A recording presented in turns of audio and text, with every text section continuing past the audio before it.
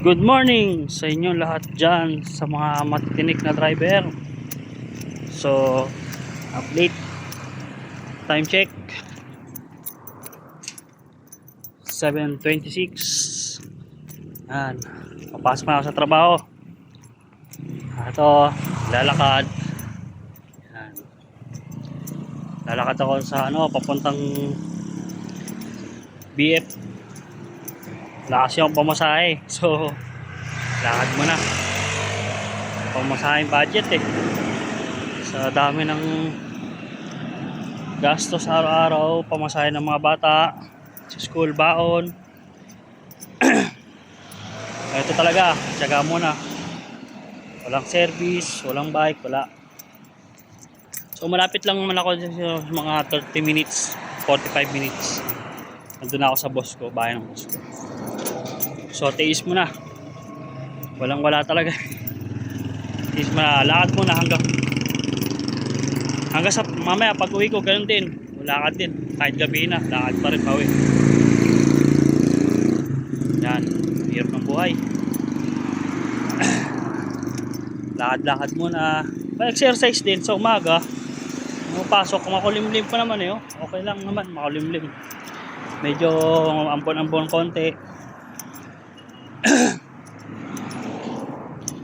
Wala na kasi akong budget pamasahe, so lakad na lang tayo.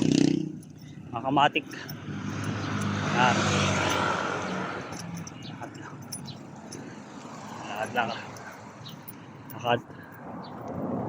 Lakad lang. Yan. Ano?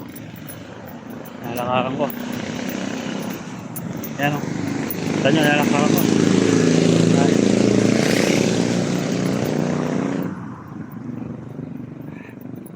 Alam nyo, sa araw-araw na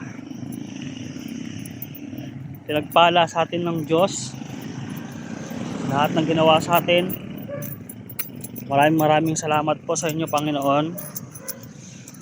Naging maganda ang aming umaga at magkaayos sa aming pangangatawan.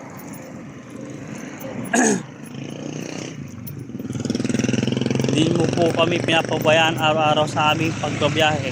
Lahat.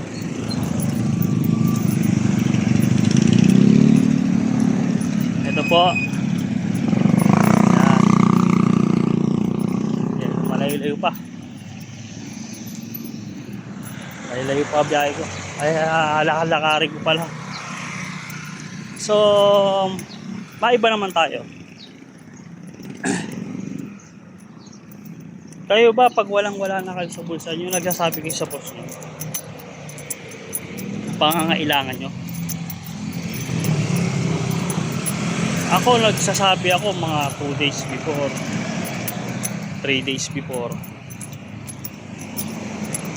Minsan nakakalimutan daw nila. Tama ba yun?